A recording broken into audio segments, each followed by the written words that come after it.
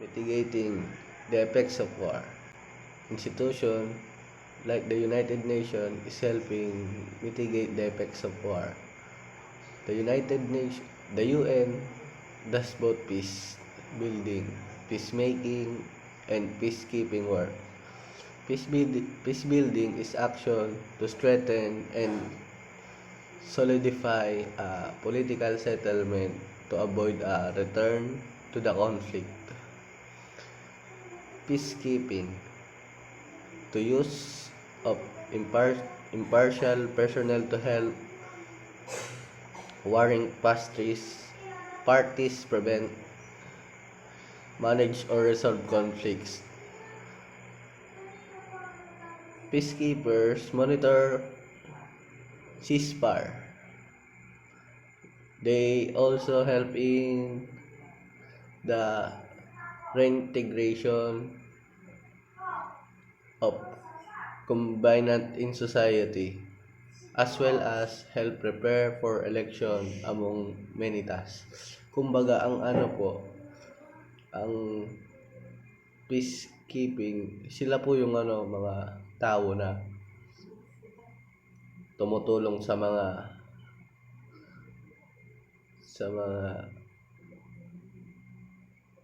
ay sila po yung mga tao na para maiwasan ng mga gulo, ganun po. Sa mga peacekeepers, sila naman nagmo-monitor sa mga ceasefires, kumbaga sa pandagat po, ganun. And nakakatulong po sila sa society. Tas tumutulong din po sila sa pagkahanda sa election at sa marami pang gawain. The UN also has special courts to try crimes of aggression. These are the International Court of Justice, the International Criminal Court, and the War Crimes Tribunal. Non-government organizations are also deeply engaged in mitigating the effects of war. They provide services. Deeply engaged such as rehabilitation, work of psychosocial trauma, and healing. Kumbaga, may mga na-apektuhan na sa utak dahil kunwari may trauma na sa aksidente, arrogant. Sila po yung nagmamanage. Also, carry out education and training conflict resolution to help build people capacity to approach their conflict peacefully. Next is various treaties, agreement, resolution, and convention were also dropped to mitigate the effects of war. The international humanitarian law or law of the armed conflict compromises the rules which seeks to protect civilians in times of armed conflict and restrict method and means warfare. Next, UN Security Council Resolution in 1325 calls upon all parties to armed conflict to take special measures to protect women and girls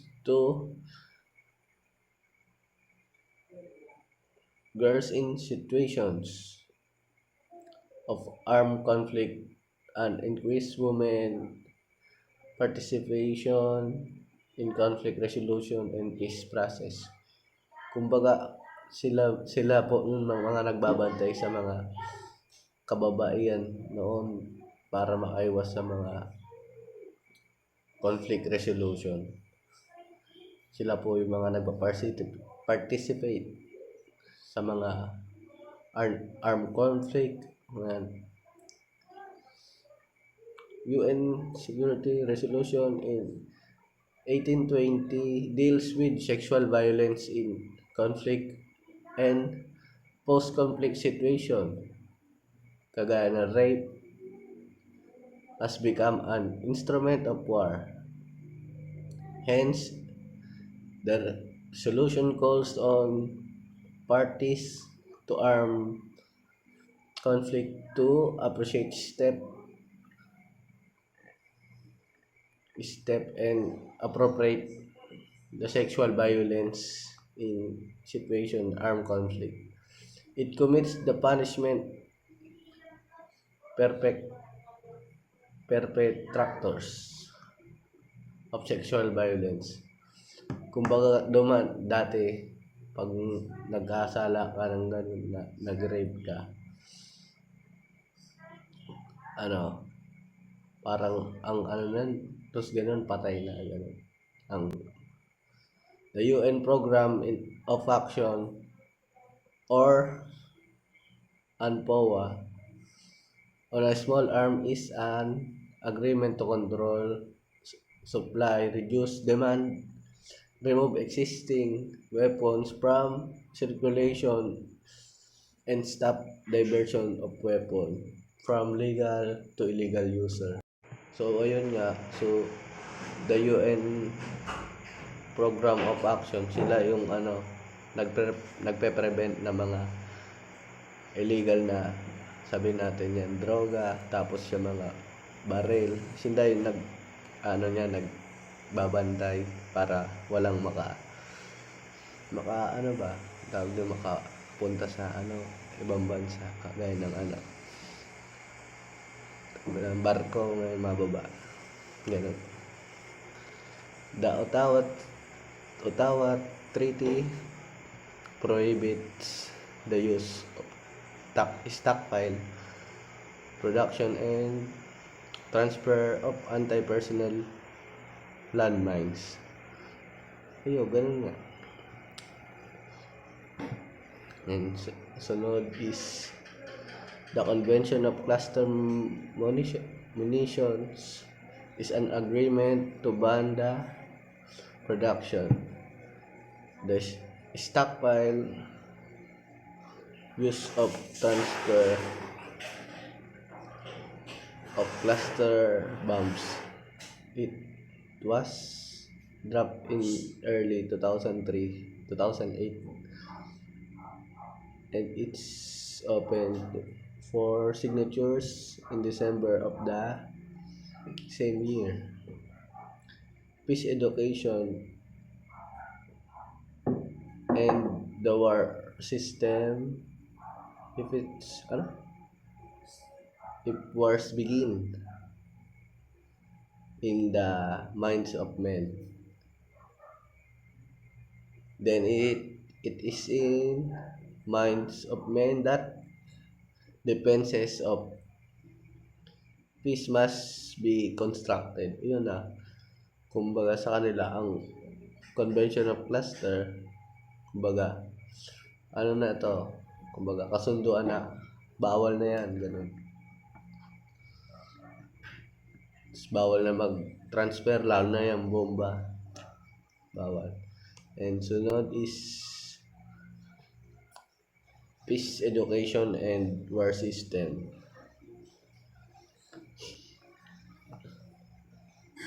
Una is UNESCO preamble. Peace education can challenge thoughts that the world is divided into good guys and bad guys, and that winning over the bad guys is the way to go.